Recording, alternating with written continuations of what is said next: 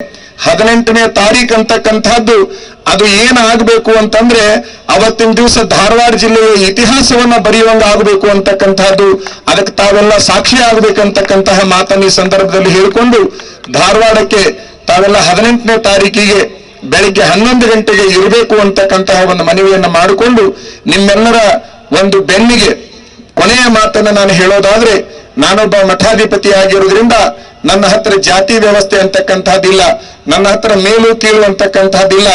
ನನ್ನ ಆದ್ಯತೆ ಮೊದಲನೆಯದಾಗಿ ಬಡವರಿಗೆ ಹೊರತಾಗಿ ಆಗರ್ಭ ಶ್ರೀಮಂತರಿಗೆ ಇರೋದಿಲ್ಲ ಅಂತಕ್ಕಂಥದ್ದನ್ನು ಈ ಸಂದರ್ಭದಲ್ಲಿ ವಿಚಾರ ಮಾಡಬೇಕು. ನಾನು ಒಂದು ಅತ್ಯಂತ ಬಡ ಕುಟುಂಬದಲ್ಲಿ ಹುಟ್ಟಿ ಬಹುದೊಡ್ಡ ಮಠಕ್ಕೆ ನಾನು ಮಠಾಧಿಪತಿ ಆಗಿದ್ರು ಕೂಡ ಬಡವರ ನೋವು ಏನು ಅಂತಕ್ಕಂಥದ್ದರ ಅರಿವು ನನಗೆ ಬಹಳಷ್ಟು ಚೆನ್ನಾಗಿದೆ ಅಂತಕ್ಕಂಥದ್ದನ್ನು ಈ ಸಂದರ್ಭದಲ್ಲಿ ಹೇಳ್ಕೊಂಡು, ಬಹುಶಃ ನಾವು ಎಷ್ಟೋ ಸಾರಿ ಯಾವ್ದಾದ್ರು ಒಂದು ಮಗುವಿಗೆ ಅಡ್ಮಿಷನ್ ಮಾಡ್ಲಿಕ್ಕೆ ಒಂದು ಪತ್ರ ಕೊಟ್ಟು ಕಳಿಸಿದ್ರೆ ಪತ್ರ ತಿರಸ್ಕಾರ ಆಗ್ತದೆ, ನಮ್ಮ ಫೋನ್ ತಿರಸ್ಕಾರ ಆಗ್ತದೆ, ಕಾಲೇಜಿನಲ್ಲಿ ಅಡ್ಮಿಷನ್ ಸಿಗೋದಿಲ್ಲ, ಹಾಸ್ಟೆಲ್ನಲ್ಲಿದ್ದೇವೆ.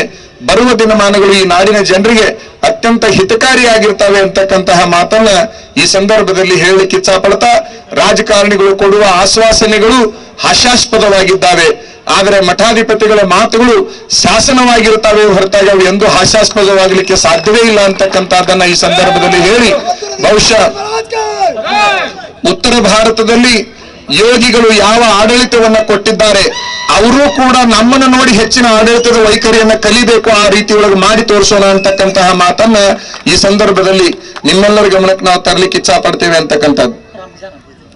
ಬಹುಶಃ ಇವತ್ತಿನ ದಿವಸ ರಂಜಾನ್ ಹಬ್ಬ ಎಲ್ಲರೂ ಕೂಡಿ ಹಬ್ಬವನ್ನು ಆಚರಿಸಿದ್ದಾರೆ. ಎಷ್ಟೋ ಜನ ಹಿಂದೂಗಳು ಅವರಿಗೆ ಶುಭಾಶಯಗಳನ್ನು ಹೇಳಿದ್ದಾರೆ, ಅವರು ಕರೆದು ಊಟವನ್ನು ಹಾಕಿದ್ದಾರೆ.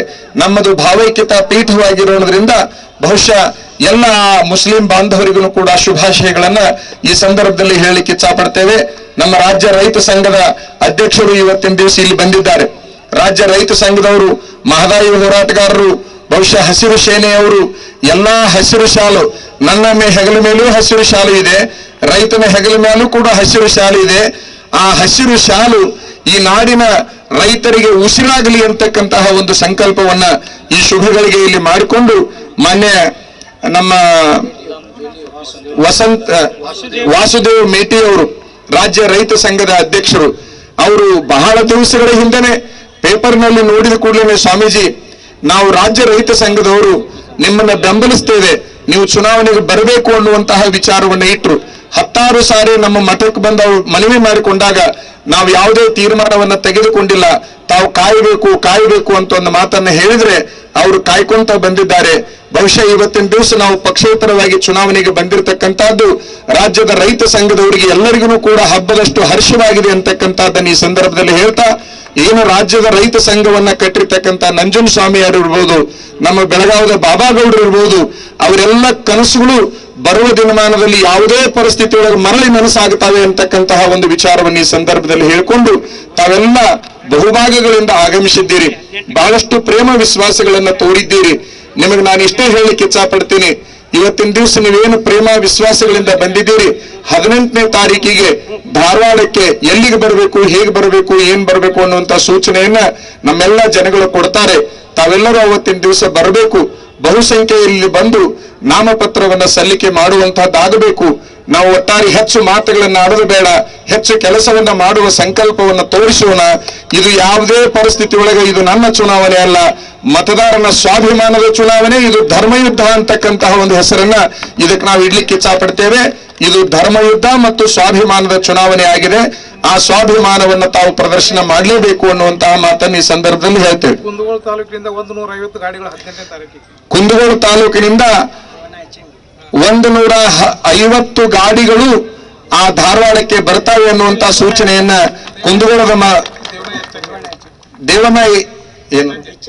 ದೇವಣ್ಣ ಇಚ್ಚಂಗಿ ಅವರು ಸೂಚನೆಯಾಗಿ ಕೊಟ್ಟಿದ್ದಾರೆ. ಬಹುಶಃ ಊರೂರಿಗೆ 10 ಗಾಡಿಗಳನ್ನ ತರುವಂತಹ ಪ್ರಯತ್ನವನ್ನ ತಾವು ಮಾಡಬೇಕು.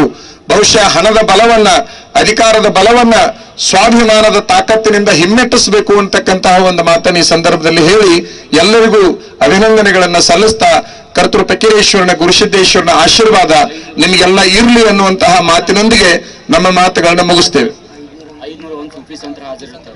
ಅವತ್ತಿನ ದಿವಸ ಇಲ್ಲೊಬ್ರು ಹೇಳ್ತಾ ಇದ್ದಾರೆ, ಆ ನಾಮಪತ್ರ ಸಲ್ಲಿಸುವಾಗ 501 ಜನ ಸಂತರು ಬರಲಿದ್ದಾರೆ ಅಂತಕ್ಕಂತಹ ಒಂದು ಮಾತನ್ನ ಹೇಳಿದ್ದಾರೆ. ನಾವು ರಾಜ್ಯದ ಮಠಾಧಿಪತಿಗಳಿಗೆ ಒಂದು ಸೂಚನೆಯನ್ನ ಕೊಟ್ಟಿದ್ದೇವೆ. ಚುನಾವಣೆಯನ್ನ ಮತದಾರ ನೋಡಿಕೊಳ್ಳಿಕ್ಕೆ ಪ್ರಜ್ಞಾವಂತನಾಗಿದ್ದಾನೆ, ತಾಕತ್ವಂತನಾಗಿದ್ದಾನೆ. ಅವರ ಯಾವುದೇ ಪರಿಸ್ಥಿತಿ ಒಳಗೆ ಅವರ ಚುನಾವಣೆಯನ್ನ ಅವರು ಮಾಡ್ತಾರೆ.